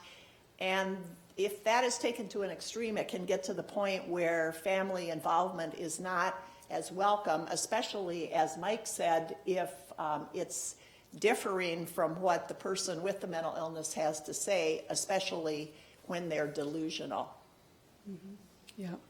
Also, there are times in our experience where our son wasn't able to sign a consent form saying that we could give our input, and when he developed catatonia and really had a severe breakdown in the hospital, he really didn't even know what his own name was, so he couldn't sign anything. And one thing that we had done beforehand was had done a healthcare directive ahead of time, and when he was in a good state of mind, and we just told him that everybody in our family is doing a healthcare directive, and we all signed it together, and that turned out to be very helpful, because when he was in the hospital, we were able to give input and get input, even though he wasn't able to sign. Yeah, thank you for reminding us about the importance of healthcare directives. Very, very critical, particularly when there's a serious episodic illness, right, where people will move into episodes where they lose insight, but then we'll have times when they're well. Any other? No, okay. I just really agree. Yeah, good. Well, we heard one of the things that maybe providers have not done so well in certain instances. For example, the family members in the room, and it's kind of like it's being ignored, even though they have permission to be in the room and so forth.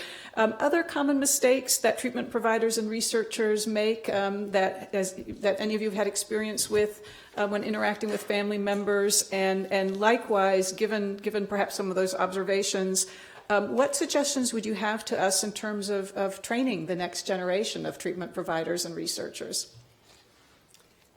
I'll go. I mentioned or hinted at this earlier, but I really believe if we follow the science and the progress in the field of mental illness, that whole ability to look at the whole person and not just a label or a diagnosis, because the continuum of symptoms is like the continuum of everything else, from one end to the other and all the way across. And I think that my expectation of providers in whatever setting is that they look at the person beyond what the word is on the page, and understand that it's just a very complex illness or illnesses with multiple factors at work. And to think about the person in that light, and a whole person, and not just whatever the word or two words is on the page. And so that means attention to who they were and who they yet want to become, and their nutrition and their fitness and everything else that's a part of being whole. And I would say optimism is hugely important, to treat the person and their family as if they've died or something's really terrible here isn't terribly helpful. I would rather have them talk about going back to school, back to work. What are your goals? What are you planning to do as soon as you get this illness maintained? And, so often it's all about the medicine or, where you're going to live for the next 3 months at some 90-day program or nobody can find anything for you. And it's all about short-term and illness, and I don't think it's probably in the reimbursement matrix either, along with time for families, but it really is hindering when there isn't any hope. There were 2 points that Dr. August made that I was kind of anticipating that maybe we were going to be asked to kind of summarize our thoughts from this. And the 2 things that I wrote down was, don't overlook the opportunities that you have for connection with the families. You should never doubt that the opportunity that you take to really listen and to respond particularly to family members' concerns and fears and issues is time that is not incredibly valuable. And the second was, look for opportunities to understand the language that the family is using. And I don't really mean necessarily a language other than English, although of course that's important too. But I can't remember who pointed out, but every family, I think it was Mike, every family is different. We're unique in that we're sharing this illness, this condition, but we're all very unique in the way that we come to this problem. And I know that for expediency, particularly if you've only got 10, 15 minutes to meet with a patient, that the urge is to kind of move it along. And listening can truly be the best move you can make in those circumstances. And if it's okay, I'd like to share and add my own anecdote. There was a time when my son, in 9 months, went through 13 hospitalizations or emergency room visits, and it was impossible to navigate because I had never before been through anything like that. And of course, I was shaken. My husband was working in another state. My other adult sons were living in a different state. I felt very much alone with this very sick kid. And as a parent, you want to do anything. And we found our way to the first episode program. He was in the hospital at that time. I met with the doctor who was going to be taking care of him, and he was a young resident at the time, Dr. Michael O'Sullivan. Yeah. Oh, he is a hero. And I remember that moment. You can hear it in my voice.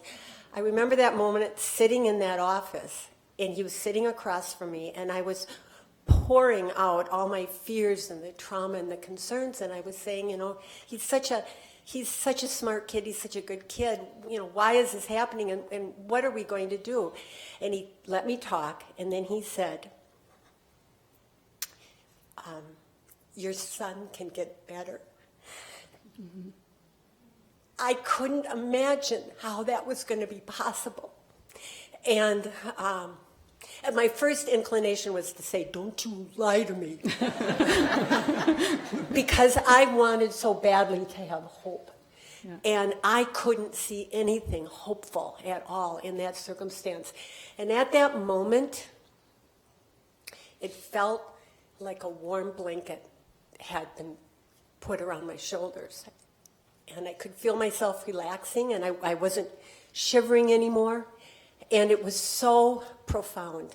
And I trusted him because he was looking at me, and it was the most compassionate eyes, and he was so concerned, and he was so earnest, and it was like a lifeline. The only thing that I can approximate that to for clinicians, for those of you who are physicians and want to be physicians, is just imagine what it's like to be walking on a frozen lake. You know where I'm going with this.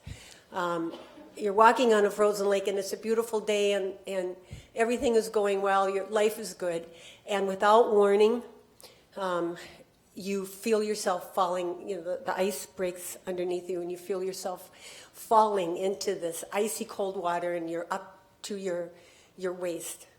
And you're in shock, and you're thinking, how did this happen? What did I do? Where did this come from? I was being so safe. I was being so good.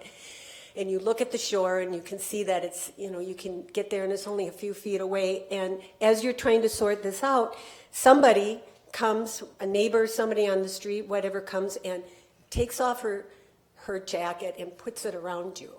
And you can feel that warmth from her own body heat. And she helps you to the shore, and then you're not going to die. Somebody has come to help you. You know that you're not going to die. And you are that warm blanket.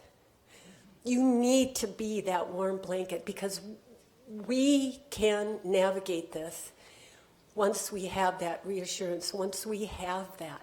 We can refocus, we can figure out what has to happen next, and you're going to need to be with us on that journey, but you got to be the warm blanket. Mm-hmm. Yeah.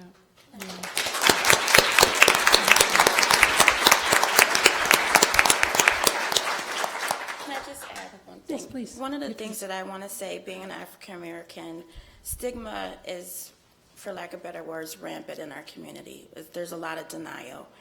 And being a practitioner, I think, is essential for you. It's imperative for you to acknowledge that the person, the family member that's sitting before you is facing that. And they may be on a lone island, and that was me with my children. Their father still in denial that there are some difficulties, that his children have mental illness. And so acknowledging that and asking that care provider, that caregiver, that family member, how are you doing? Who are your supports? Are you getting the help that you need? I think is important too. But also acknowledging that stigma and not taking for granted that I may not be educated about what that illness is, but speak to me, give me an opportunity to learn what my family member is facing, will face, because then I'm able to better prepare myself and be able to be a better support for my children. Mike, and then.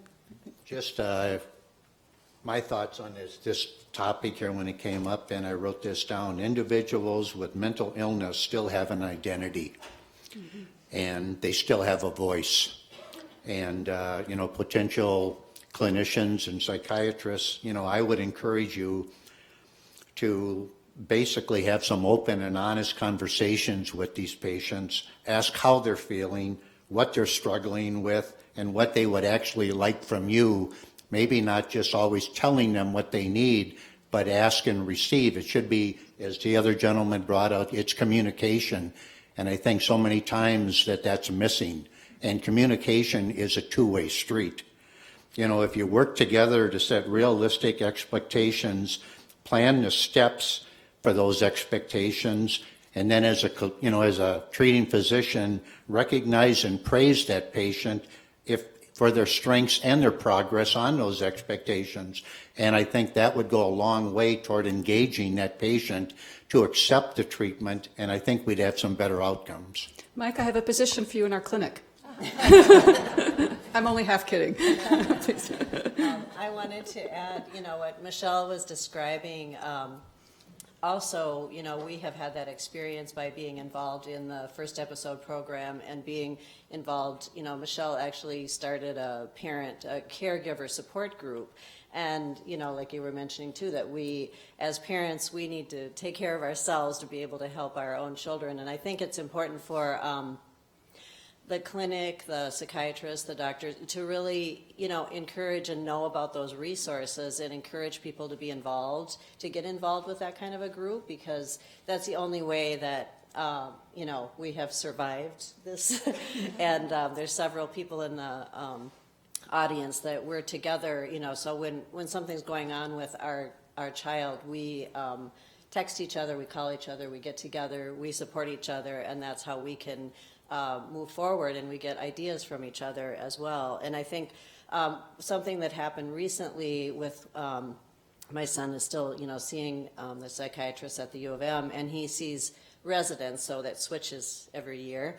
But, I should, being involved, I should have known, I should know what to do, because I'm around people who can tell me, what resources are available. But last year, one resident said, do you need to speak to a social worker? It was a very simple question, but somehow I hadn't been able to take certain steps to get, services for my son that he really needed. And that one connection with the social worker just really changed everything, so that I was able to take that step. And he's, because I just was sort of carrying everything myself. And now that I have, an arms worker and other people in the environment, so it's not just me. That's been like a tremendous, something lifted off of myself, and it's been very good for my son to be able to set goals with somebody who is, not a family member. So I feel like the doctor, that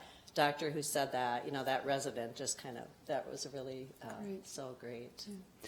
One theme that came up in Dr. August's talk, and it has come up a little bit in some of the comments here, and maybe it's a good last question for me to have for the panel, and then we'll open it up to the audience, is this idea that with these illnesses, people are going to be in different phases at different times, and there's going to be that initial first episode, which is incredibly terrifying for everyone involved. And so maybe I would love to hear some comments about what is most important for the family in that first episode. And and I'll add the piece to it. I'm someone who's very interested and feels it's very important to do research with people in the first episode, because that's when we're going to find interventions that might actually change the course, right? But there's, as Dr. August alluded to, there's many complex issues because of where the family's at, where the patient is at. So I'd love to hear a little bit of your thoughts on, what, for example, in that first episode of illness, what do you need as family members, and what should we be mindful of as researchers, and yet how can we still support some research happening in that time period?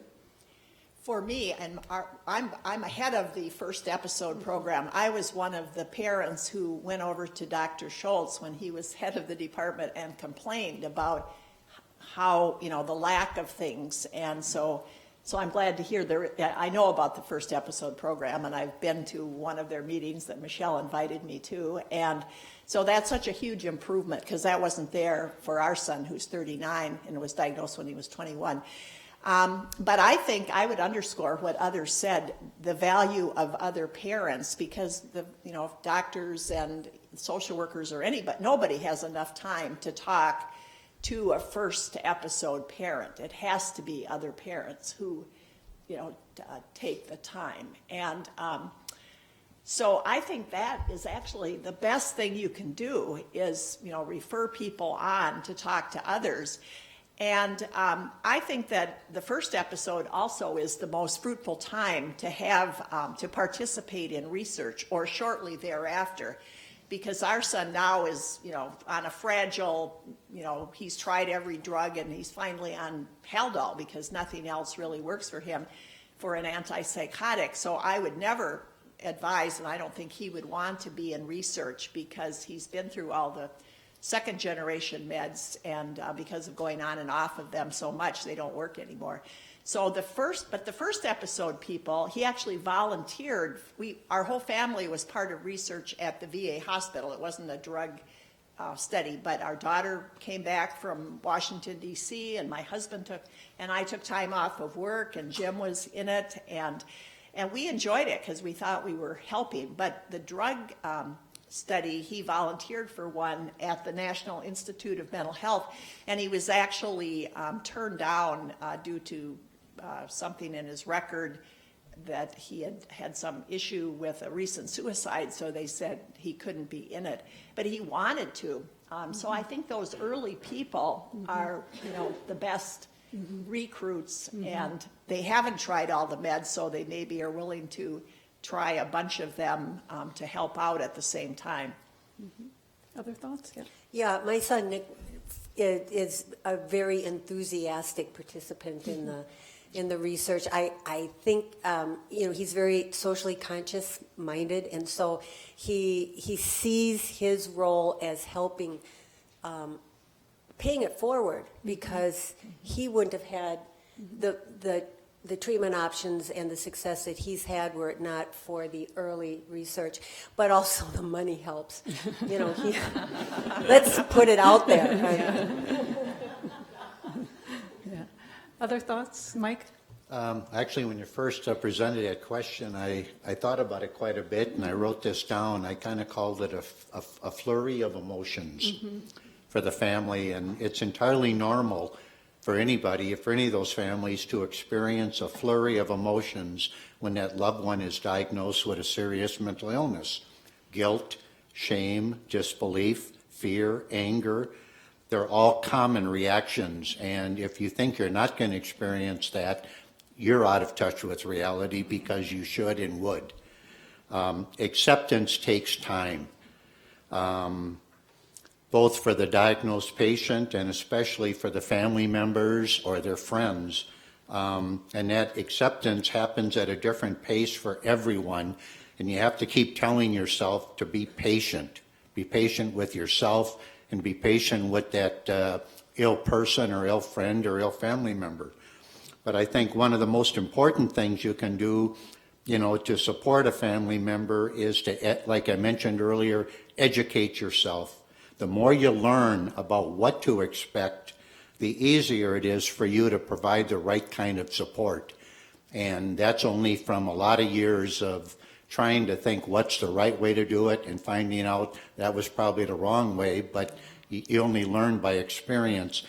And something Mindy said before is, I wrote this down, I smiled, one of the most important things you can do to support a loved one with mental illness is to have hope. And I think that is so critical that just don't ever lose hope. Yeah, great.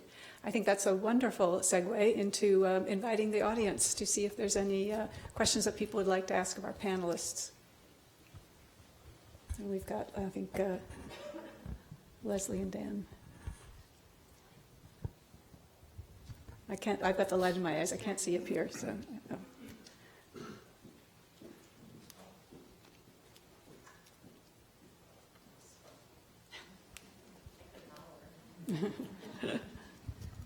I work with a number of people who are chronic and persistently mentally ill, and many of their families have just absolutely bowed out.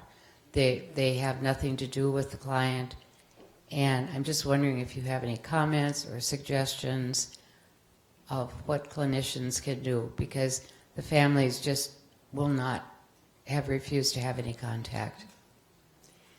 Well, I was saying something to, I think it was Grace or Michelle beforehand, when Dr. August was talking about families being intimidated by the mental health system and the doctors and the trials and all of that.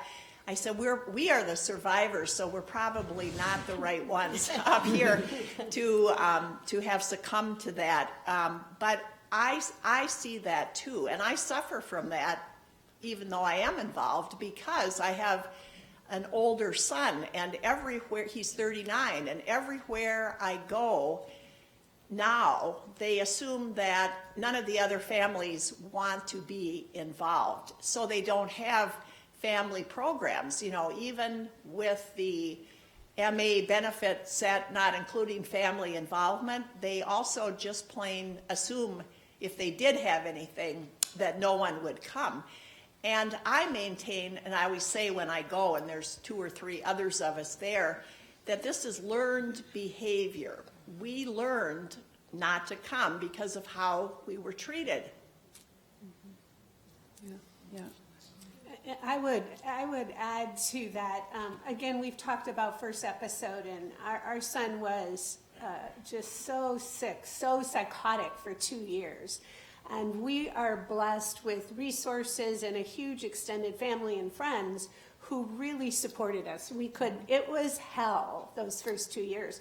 So when I see families, and I'm aware of those who are done, perhaps they don't have the resources, perhaps they have those experiences as Mindy talked about, but I understand it, and I've said many times, were it not for us, and we feel blessed, our son would be one of those on the street. And that's what happens when families step away. What is it now? 40% of the homeless are actually people with mental illness. And so I would not give up on them. And again, how providers respond and help them to access resources that might be in their life is super important. I mean, we needed respite care. And we had big full-time jobs. My husband and I, both of us, our careers were sort of peaking, and we had families that, I have 7 sisters, so that helped a lot. There's a lot of aunties who came and said, we'll stay with them, and they loved their nephew, and they stayed with them for the weekend so we could get away. Were it not for that, I think you just get so burned out. Maybe we're all a little more stubborn and resourceful than others, but I feel very empathic because it's extremely hard on families. And I think, too, I have to say that my daughter actually was not diagnosed with bipolar until her second semester of college. But prior to that, it was just the depression and everything. But the writing was on the wall that eventually that diagnosis was going to come. And by that point, my son in 2005, through the U of M, was already diagnosed with on the autism spectrum. So I was already burnt out with going with her. And so I did throw my hands up. I, ended up taking her to a shelter because I didn't have anybody else. We're all we have, the 3 of us in Minnesota. And I work with, in corrections, and so I know about mental health, and I know there's different resources that were out there. But now I have to rely on them. And, I knew about armed services, but really, I didn't want to give up on my daughter, and I felt like relying on those resources was me giving up on my daughter. But it's been a blessing. She has in-home services. She has a therapist. All those services are working. Yes, she has manic episodes, but we get through them. And I'm not as burnt out because I got to be there now for my son, who's a young adult. So I've been there. So just, again, like I said earlier, asking that parent, that caregiver, how are you doing? Are you taking care of yourself? Do you need to talk to a social worker? Because I needed that push to get those other resources because I was carrying the weight on my shoulders. And it was, my getaway was getting a second job and working overnights. Having 1 day a week off was my getaway. Mm-hmm. Yeah. Did you say that you're a medical health care, or you're a healthcare provider? Right. I might be a little optimistic. I'd be interested to see what you say here, but isn't it possible that, maybe with your exception here, that there are other people who could get into the picture if what you're saying is that you end up dealing with the patient or the person with the illness independently, alone all the time. I'm just wondering, I got to give a shout out to NAMI because they have such great programs, educational programs, and it seems to me that there's always somebody who knows what's going on. It might be that we have to rely on social media. It might be that we have to take more unconventional steps to try to find out where that social network is, that personal network for that individual, or that it might not always be the nuclear family. Right. Yeah. I think that's a good question here. So just to piggyback kind of on the providers and maybe the researchers, I think it's important to let the family members know that you can empathize with where they're at, meeting them where they're at. that empathy can go a long way because they may be more open to receiving resources. They may be more open to listening or persistence. I know that sometimes that can take, more than one try, but often it's just letting the family members know hope, empathy, and resources. Mm-hmm. Yeah, I think that's exactly right. Any questions? Yes? I think we'll take 2 more questions. I see we've got 2, and then I do want to make sure we have time to mingle in the reception. So these will be our last 2 questions. One thing. Yes, one here and one here. Yes. Do you want me to go ahead? Yeah, go One ahead. thing, there seems to be an emphasis on first response, and I'm a community member with a mentally ill son, older, like 36, with first episode, and a professional, 10-year professional with a PhD. We had just a very, very difficult time in terms of getting any attention, in terms of getting any help.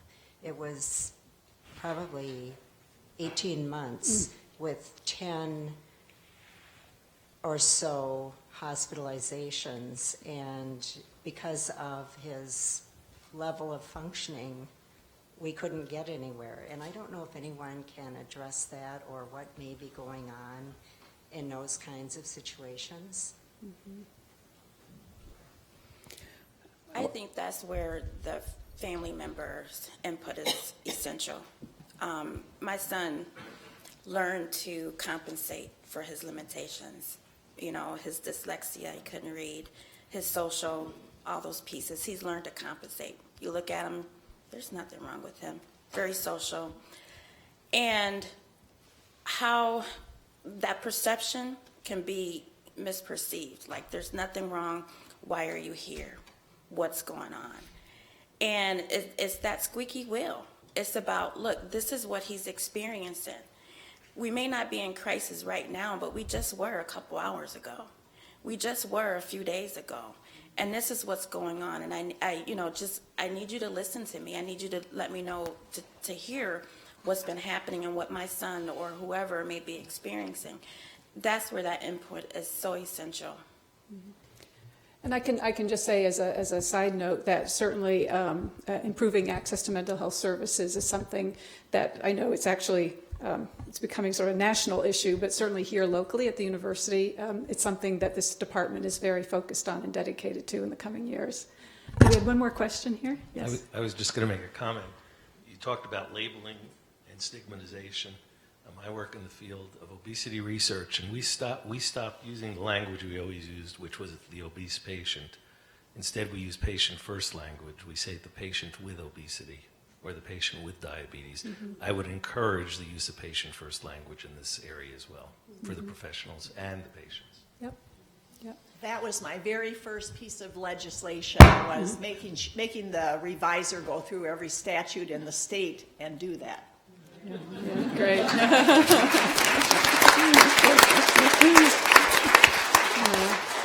Well, that I think is a perfect note to end this very wonderful symposium and very special afternoon. Thank you all for joining, for your attention. Thank you to Dr. August for a phenomenal talk. Thank you to the panelists for sharing so much.